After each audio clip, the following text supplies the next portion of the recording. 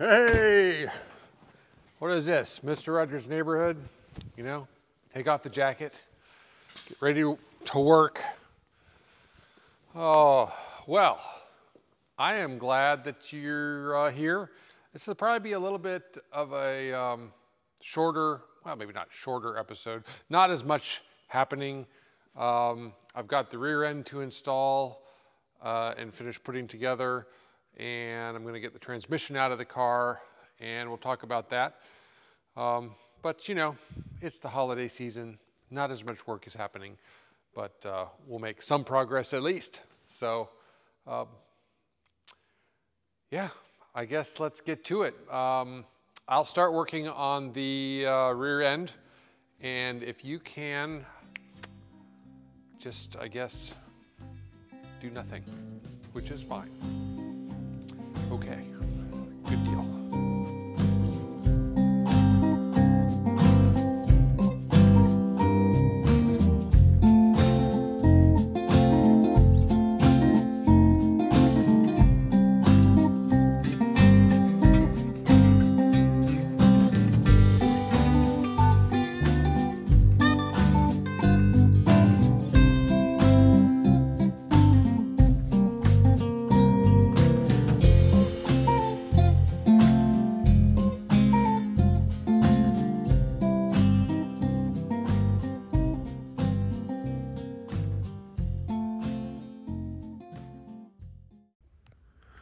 I've got the rear end assembled back. Basically, they have you put these brackets on here, whereas if you were paying close attention while I was installing them on the time lapse, I took them on and off about 3 times, changed the hardware twice, you know, because I like to do things more than once, and you should definitely do it the wrong way the first time, so then you know how to do it.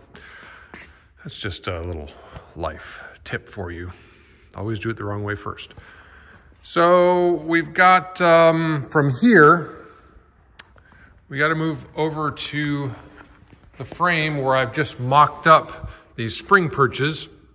Hey, got my springs in. And so they want you to mark these holes and then drill them on both sides. And then this can be bolted up. I'm assuming most people opt for the coilovers on the rear. But since we're doing this as a can we do this experiment, we're gonna use these with springs. And also, interesting fact that I learned after reading the directions, these quad shocks, they have mounts here that are just bolted in. The kit utilizes these mounts and the quad shocks. So thankfully these shocks are pretty new. They look to have been replaced recently. That's awesome because they're going on wherever the Cobra is, you know, in that area.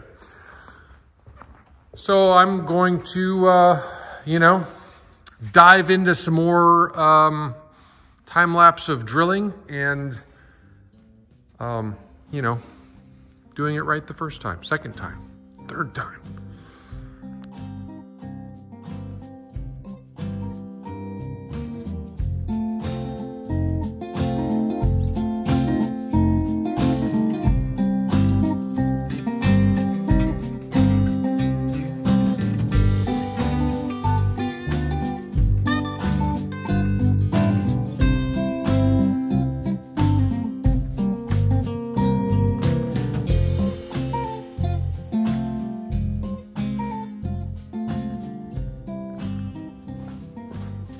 Got these drilled out on this side. Let's see if it all lines up the way it's supposed to.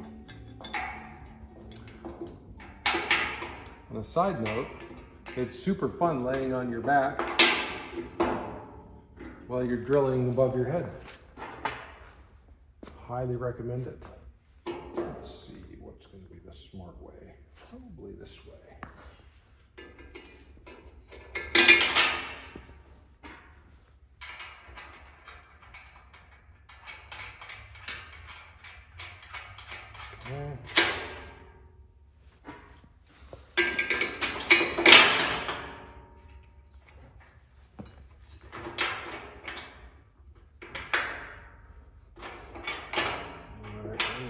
to drill that just a little bit oblong. It's so hard to go through this straight up and down just by eye, so, but it's all right. It'll be fine.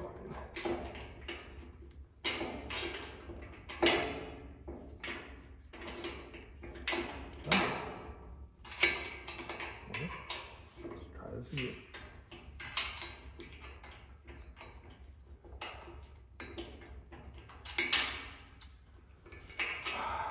Got such fat fingers, I can't do it. There we go. Just have to change your posture sometimes, you know. Stand up. Perfect. Worked. All right.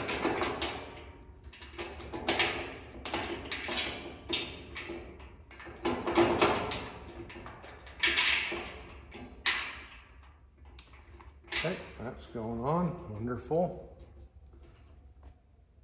Okay, but of course that's not going to work. Let's tighten the back one before I do the front one. I'll give you a little bit closer look. They just have you drill the holes.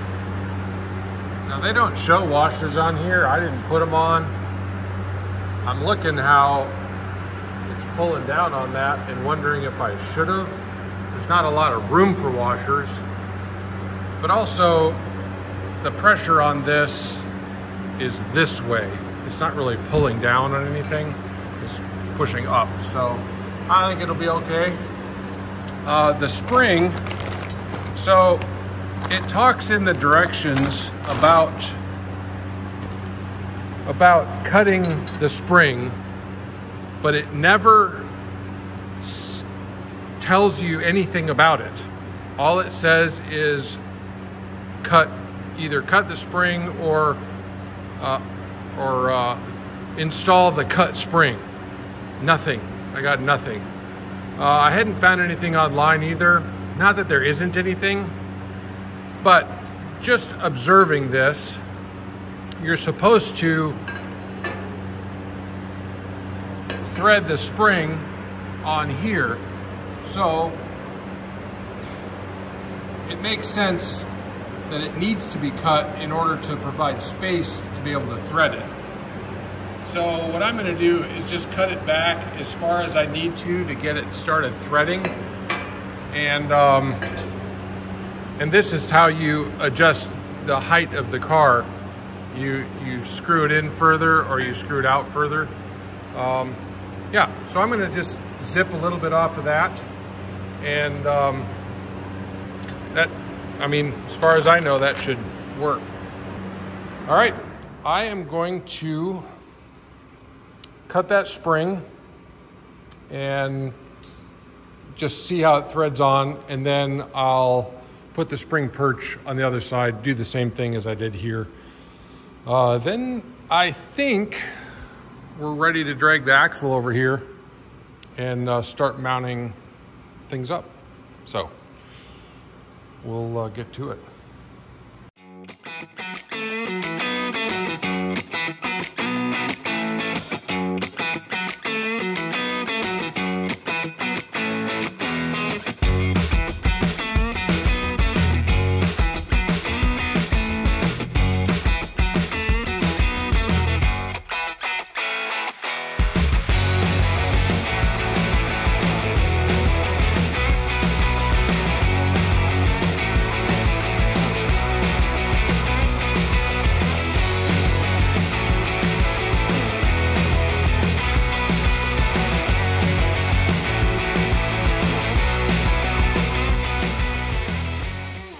The upper and lower control arms went in pretty much like you would expect. You know, they're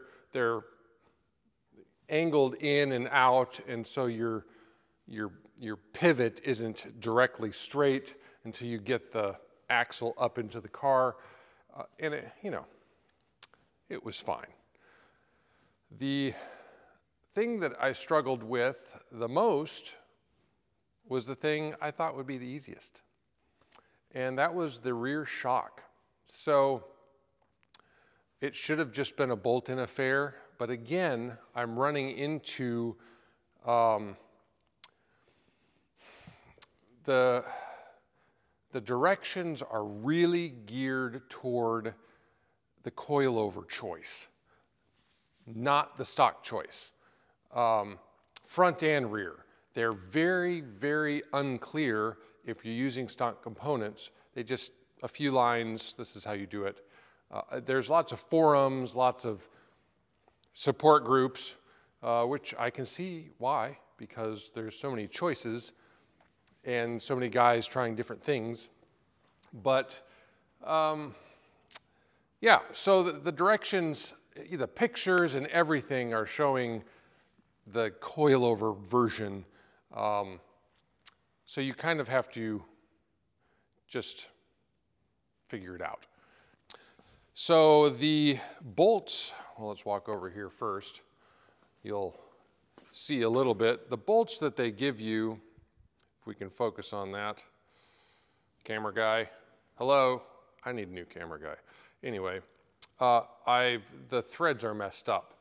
So this bolt that they supplied for the bottom bolt on the shock, it goes through the bracket from the back all the way through. So basically it's kind of locating this bracket, because this bracket's only bolted kind of, well, here. Oops, there you go, up on top.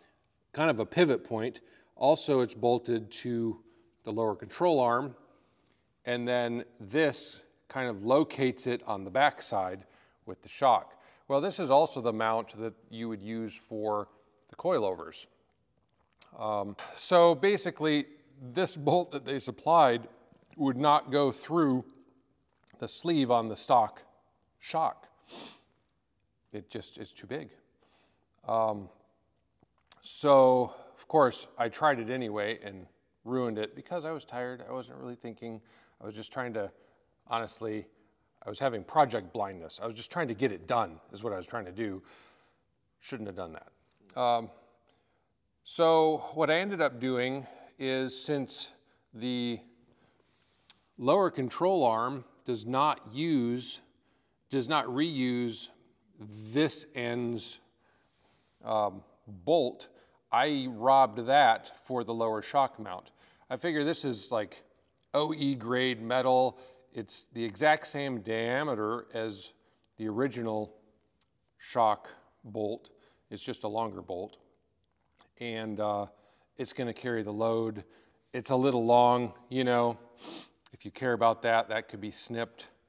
I'm gonna leave it for now. I don't generally snip things off until, you know, I get toward end of project. So the next thing are these quad shocks. Ford, you know, helpfully lists them right hand. The other side says left hand. I mean, they only fit one way anyway, but it's kind of handy. So they're gonna bolt up to here and then down to here at the stock location. So I'm gonna do that next. Once that's done, the rear end is installed and could hold the weight of the car. I won't know if the springs are gonna work until I get it on the ground and able to do ride height and see if I have enough spring or whatever, I don't know. But you can see I cut the isolator so that I could wrap it around here, and basically this is what, you know, what's holding the car on the spring, and then if you want to lower the car, you'd rotate the spring up, or raise the car, you'd rotate it down. So.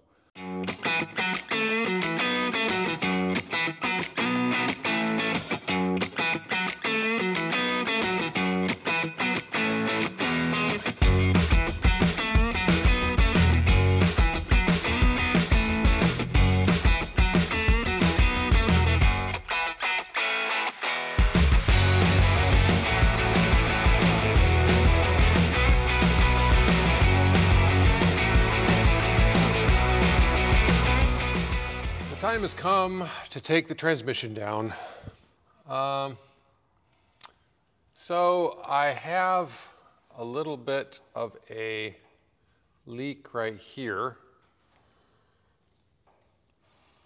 but actually I think this is engine oil. So I might have a rear main that I need to replace. But we'll know once we pull this transmission down and just make sure that everything looks good. My hope is that I can just clean this up, whatever black nonsense is on this, probably from the engine.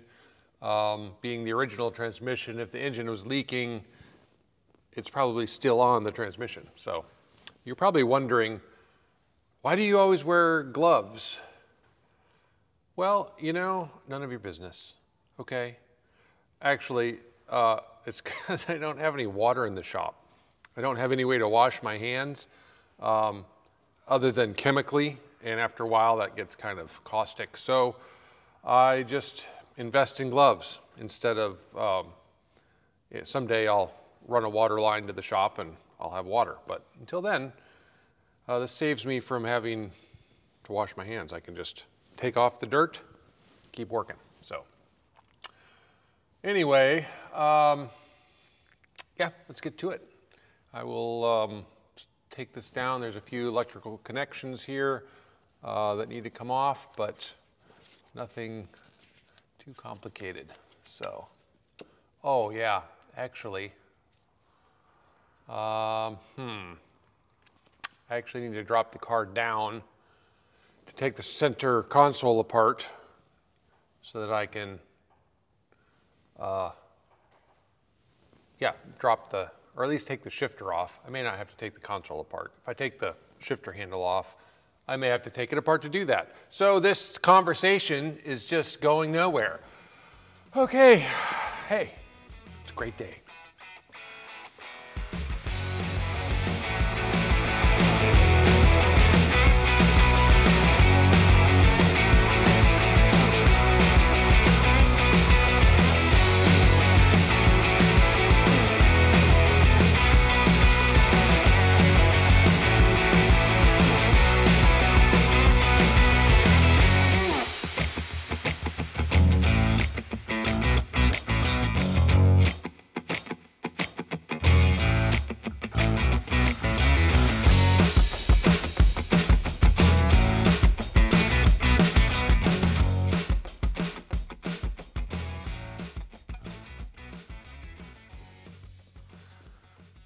So there's something I haven't told you about this, but I can't really tell you why I'm holding it. This is a bad idea. Hang on a minute.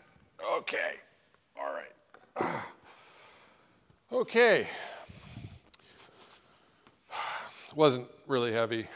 There's something that I haven't told you. I know. What is trust in a relationship if you're hiding things? Well, I wasn't hiding it. I just, forgot to tell you. Right? Have you heard that before? This transmission shifts amazing. Goes through all the gears, wonderful. But in fifth gear, at throttle liftoff, it has a tendency sometimes to slide out of gear. So I looked into rebuilding this. I'm not a transmission guy. I'm not going to open it up. And if I did and fixed it, I wouldn't trust it to put it in that car because I did it. So I called around and cost about minimum $2,200 to have the transmission shop rebuild it. I say, those are air quotes, by the way, which means, is it really rebuilt? They refresh it, essentially. They replace what needs to be replaced. They take common wear parts and just replace them. But essentially, they don't do any more than they have to do, and you get it back. And it works fine, and it would be fine. And because stock, these transmissions are only rated to about 300 foot-pounds of torque, I'm already over that. I thought, well, why don't we use this opportunity to upgrade it? I called around, got online, and there's this company called Modern Driveline. They I'm going to try their transmission because they really upgrade it. They say they don't really like to rate how much power you can put through it for a T5, but you know, for a street-driven car, 500, 550, which is really overkill. I'm not making that. So, and it's a light car. So I'm going to spend the money. It's about $3,000 to do that. So I'm paying whatever, $800 more, but for a way, way better product. And I can sell this T5 and make up some of the difference. So I just thought I'd, go into that story with you so that you understand going forward why I'm putting a new transmission in it. When this seemed like it was good. Well, it was good, but not good enough. So we're going to call it quits here for the day. We'll do some more work in another episode. Thanks for hanging around. I really enjoy sharing my shop with you. It's fun. And hope you come back and hang out. So even though, you were no help in carrying this transmission, so we can still be friends. All right.